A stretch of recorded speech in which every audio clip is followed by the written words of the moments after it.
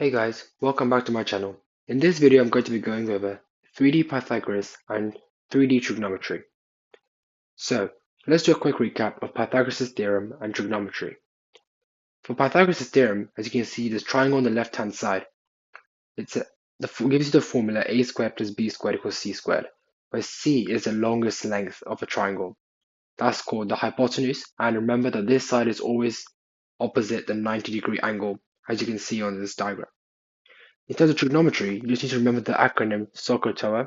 I've written out the formulae triangle for each of them, and I made a whole video on this. I'll link that so you can watch that and make sure you're refreshed on trigonometry. I'll do a quick recap now.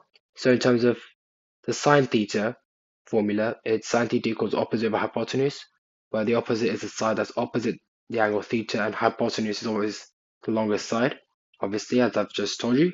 And cos theta equals adjacent of a hypotenuse. Adjacent is the side that's touching the angle, but that's not the hypotenuse. Remembering that the hypotenuse is always going to be longer than the other two sides. And tan theta equals opposite over adjacent. So let's do a question. The thing about 3D trig and Pythagoras that makes it difficult is visualization, which is why I'm always going to make sure that I'm drawing a diagram. It's very important that you do this so you don't get confused about which side you're looking at. So let's give you a cuboid, as you can see here, and it gives you these three lengths, AE, AD, and DC, and it wants us to find the length of AG. This is quite a simple question that you could get, and it's 3 marks, so let's do it. First thing I'm doing obviously here is I'm labeling the sides. I've drawn the lines for the different sides that we're trying to calculate. So we want to find AG. For these questions, it's always going to end up giving you a sort of a triangle that you can work with, because it's 3D Pythagoras and trig, which is always do with a right angle triangle, which is why I've drawn this line here, AC, because that creates a triangle ACG, and also we can use that to find out what the length AG is. So the first thing I've done here is I've just drawn out this triangle here, ACD, and I've labeled each of the corners so I know which bit is which, and I've labeled the sides. For these questions, you're going to get either like two sides or one side at an angle, and you're trying to calculate the missing angle or the missing side. Here we're trying to find the side, so we know we have to use Pythagoras.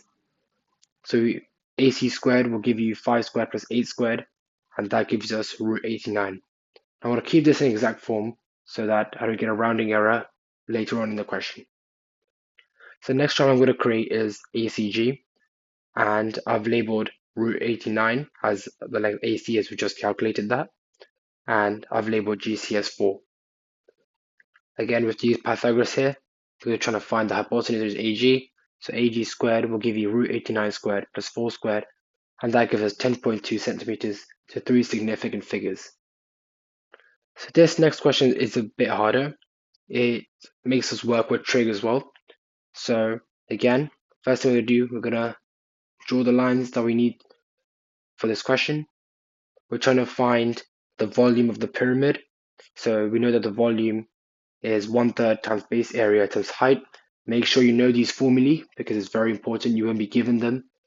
You need to memorize them, and it could be the difference between getting a grade 9 or less.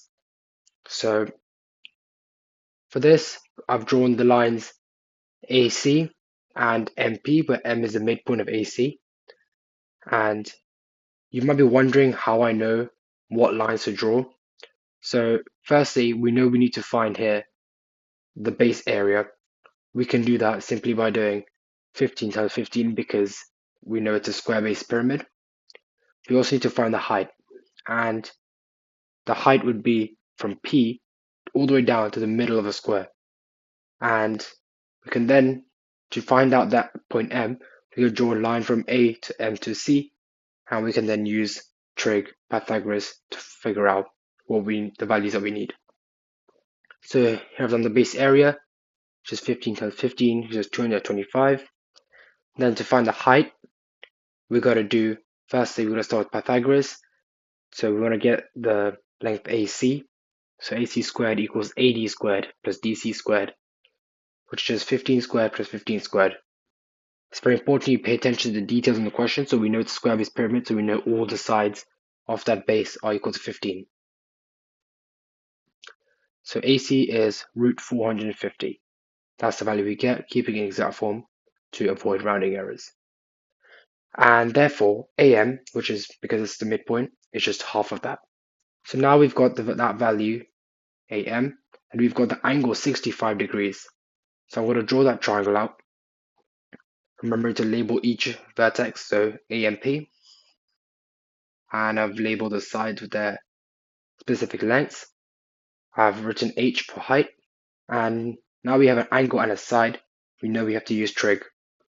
So here we have the opposite, which we're looking for, that's the height. We have the adjacent length, which is half root 450, and we have the angle 65. So that means the opposite will equal tan theta times the adjacent. And doing that just here, height equals half root 450 times tan 65. That gives us around 22.74 something. You can use the answer button in your calculator, or you can use a stored value, so you can store it as ABC. I'll make a video on this later on, so make sure you subscribe for that. And so we'll now use this value to find out the volume. So we've got the base area, we've got the height. We're just going to multiply it all together using the formula, and that gives us 1,706 centimeters cubed to 4 significant figures. Another sort of pyramid question, and these are generally the kind of variations you're going to get. It's just going to be, for some questions, you're going to have more Pythagoras, some of them are going to be more trig. The ones that have more marks are usually going to be trig questions. So make sure you're prepared and you're confident with trigonometry. If you're not, watch my video on trig and I'll explain everything. All of Gcse trig is on my channel.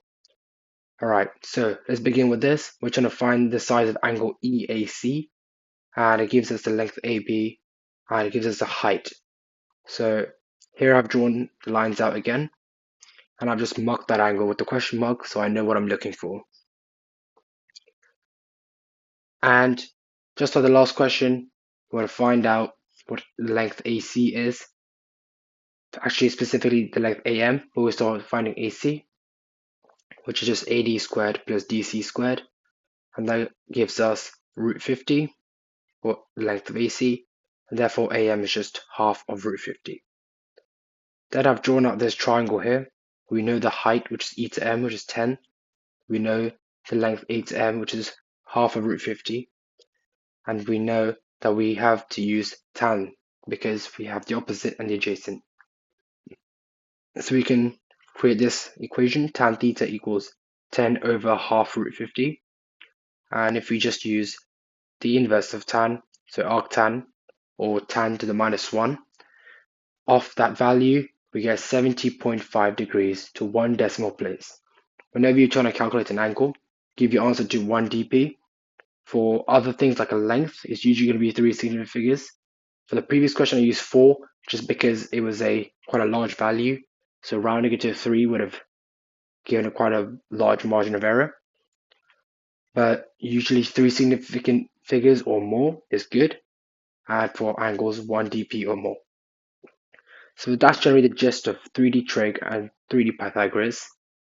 And the main thing you need to do is draw and annotate the diagram, draw out these specific triangles.